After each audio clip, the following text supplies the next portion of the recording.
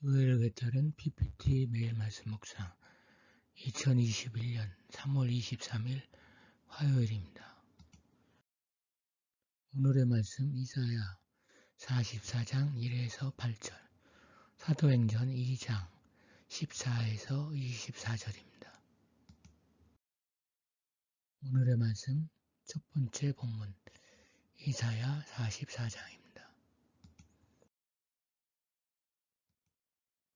원시인들은 만물에 정령이 깃들어 있다고 믿었습니다. 고대인들은 필요에 따라 다수의 신을 믿었습니다. 이스라엘의 신인 여호와는 그 중에서 가장 뛰어난 신입니다. 그런데 이스라엘 백성은 이에 대한 확신이 없었습니다. 그래서 틈만 나면 여호와 하나님으로부터 등을 돌렸습니다. 이제 그 문제를 확실히 해두자는 재판이 열리고 진행 중입니다. 이스라엘의 구원자인 만군의 여호와께서는 이스라엘 백성의 증언 대신 직접 나서서 자신을 변호합니다. 결론적으로 하나님은 처음이요 마지막인 분이십니다. 모두 이 신이 그분만한 신은 세상에 없다는 것입니다. 하나님에게 이스라엘은 특별한 존재입니다. 나의 종 야곱, 내가 택한 이스라엘아. 거기에 가까운 관계임을 보여주는 고대부터 불리우던 이스라엘에 대한 애칭인 여수룬으로 부르기도 합니다. 이스라엘을 사랑스러운 눈으로 바라보며 정답게 부르는 여호와의 모습을 표현하는 호칭입니다. 이스라엘이 어떤 태도를 보이든 하나님께서는 사랑 가운데서 그들을 창조하셨고 그들을 속박으로부터 구속한 분입니다. 이스라엘과 그의 하나님을 결합시키는 관계는 어떠한 일시적인 현상보다도 더 궁극적인 의미를 갖습니다. 이스라엘은 이미 모태에서 야훼께 속한 자들입니다. 그럼에도 불구하고 이스라엘 백성을 궁극적으로 그 생명의 근원인 여호와로부터 벗어나게 하고 있는 것은 무엇입니까? 그것은 그들을 지배한다고 생각하는 세력들, 즉 지하나 별들 속에 있는 신들, 운명, 신적인 왕들, 역병과 파괴를 가져오는 악마들에 대한 두려움, 또는 그들 자신의 마음속에 자리 잡고 있는 죄로부터 생기는 공포감입니다. 죽음의 세력들에 대해 그와 같은 두려움과 공포에 대한 유일하고 효과적인 답은 생명의 수요자로부터 나오는 확신의 말입니다. 두려워하지 말라.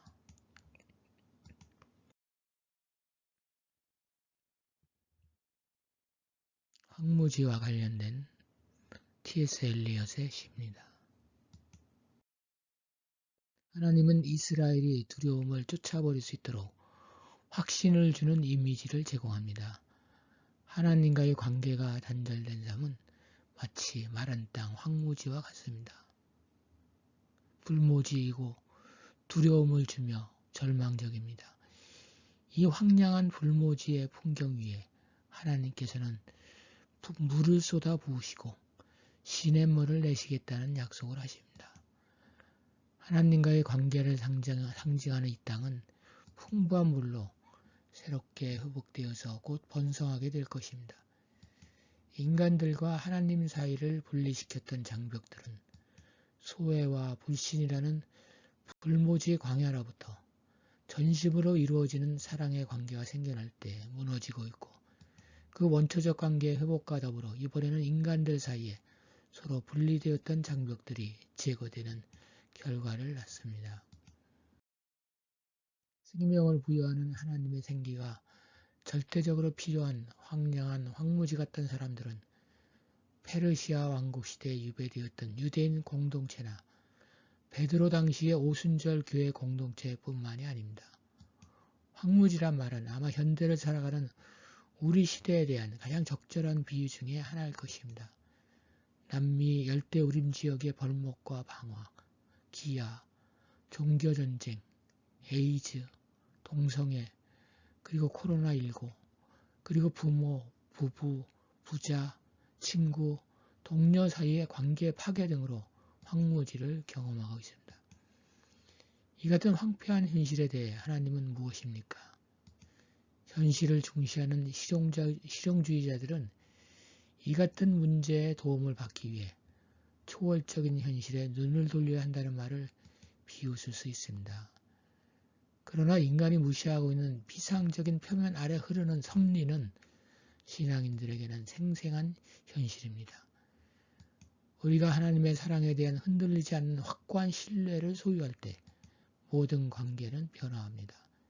왜냐하면 관계의 회복은 진정한 관계를 깨뜨리는 끊임없는 의심, 두려움, 즉 오해를 받고 거부당하고 단절되는 것에 대한 두려움이 제거될 때 찾아오기 때문입니다.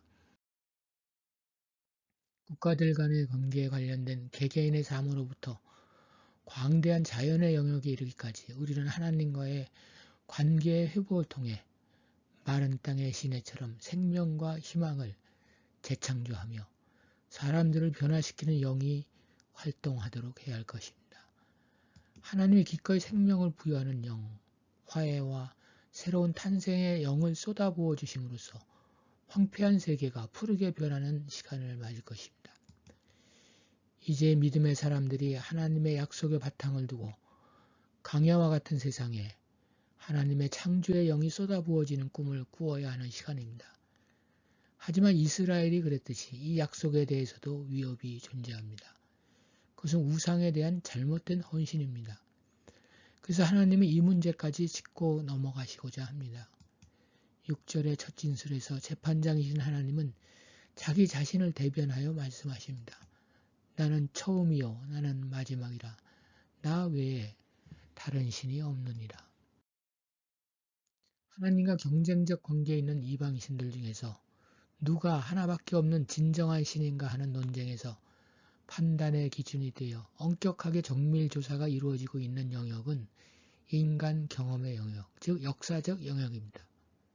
이 역사적 신앙은 성서 시대로부터 내려오는 전적인 여호와 신앙입니다. 그 다음 단락은 소위 고레스 예언으로서 이러한 역사적 관점을 보여주는 완벽한 예입니다. 이스라엘은 멸망당하는 경험 속에서 바벨론의 신인 마르뚝이 예루살렘 성전을 파괴하는 모습을 보았습니다. 하지만 수세기에 걸친 시행착오 과정을 통해서 이스라엘의 신실한 자들은 그들에게 일어났던 강력한 이방 제국의 위세 속에서도 그 안에 있는 하나님의 임재를 분별하였습니다. 이제 그들은 자기들이 역사 속에서 경험했던 것의 진실을 말할 수 있는 것입니다. 재판장은 그들에게 다음과 같이 말합니다. 두려워하지 말며 너희는 나의 증인이라.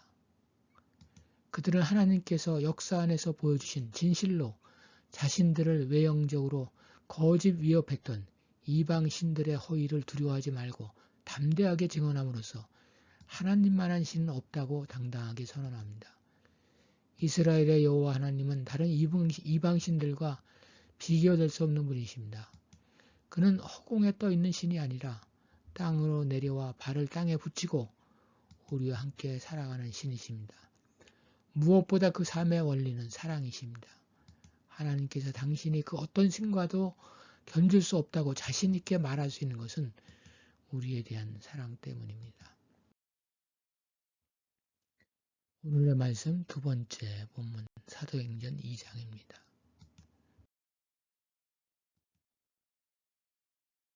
베드로는 예루살렘에 모인 사람들에게 외칩니다. 성령에 가득 찬 사람들을 본 적이 없는 사람들은 그들이 포도주에 취했다고 했습니다. 그런데 지금 시간 제3시는 아침 9시로 유대인들의 기도 시간이었습니다. 따라서 그 시간에 술을 마실 리가 없습니다. 베드로는 하나님께서 800여 년 전에 선지자 요엘을 통하여 말씀하신 성령을 받은 결과라고 설명합니다.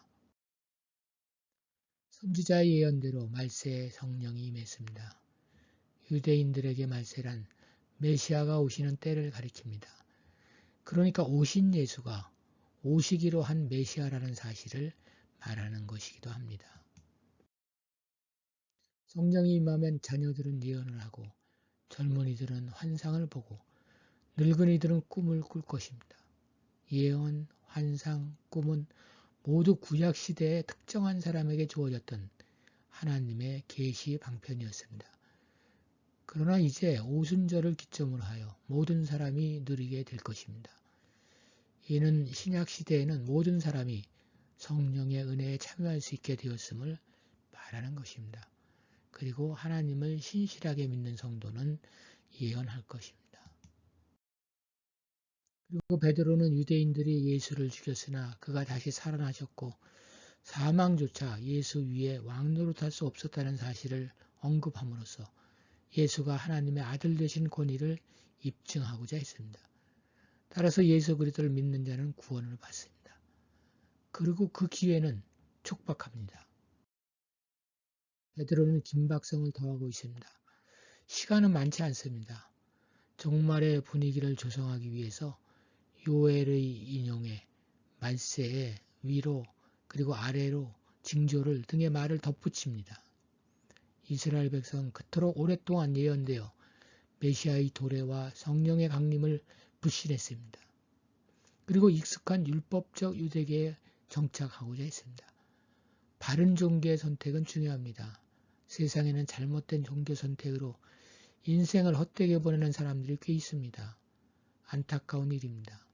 그러나 우리 역시 하나님을 따른다고 하면서 그분의 사랑을 못 믿고 하나님을 위해 무엇인가를 함으로써 복을 구하는 신자들이 너무 흔합니다. 하나님이 하나님이신 이유는 우리를 사랑하시기 때문입니다. 그 사랑 때문에 예수 그리스도의 십자가도 있는 것입니다. 율법적 신앙을 벗어나 순전한 마음의 종교를 회복해야 할 때입니다. 기도하겠습니다. 주님, 하나님께서는 우리를 사랑하시는 것 외에는 아무 관심이 없는 분인 줄 알았습니다. 그 사랑의 연륜도 오래되었다는 것을 이제야 알았습니다. 당신이 우리를 사랑하신다는 것을 여러 가지 방식으로 알리는 중에 당신과 가장 친밀한 성자 예수 그리스도까지 우리를 위해 희생시킬 정도의 사랑인 줄 아직도 제대로 이해할 수 없고 인정도 잘 안 됩니다. 잠깐 살다 갈 인생이 무엇이간데 이처럼 저희에게 공을 들이시니 감사와 부끄러움으로 머리를 들 수 없습니다. 인간을 지으시고 그들이 세상에서 정의와 평화와 사랑 안에서 살아가기를 원하셨지만 지금도 이 나라에서만도 정의와 평화와 사랑은 무자비하게 짓밟히고 있습니다. 특히 지도자들을 경책하시어서 마음이 변화되도록 역사하여 주옵소서. 이 나라의 대부분의 지도자들이라는 자들은 재물과 권력을 모두 소유하고자 하는 탐욕을 숨기고 툭하면 국민의 이름을 팔아 자기 뱃속을 채우는 자들입니다. 저희에게 필요할 때마다 하나님 마음에 합당한 인물들을 허락하여 주시옵소서. 아멘.